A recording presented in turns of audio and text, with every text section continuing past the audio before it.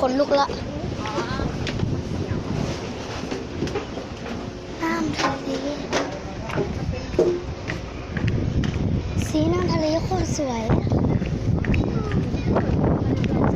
ใครกดแฟนผมกำลังมาอยู่ถ่ายวิดีโอค่ะไปส่งให้เพื่อนดูวันนี้เพื่อนๆคือเรือ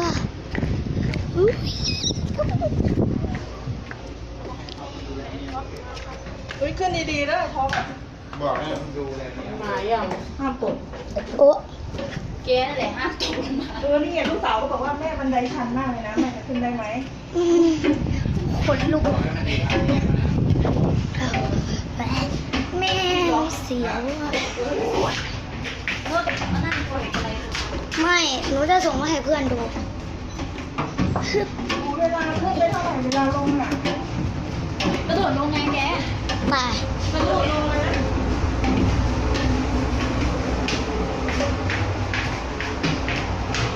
โอ้ my god ทุกคน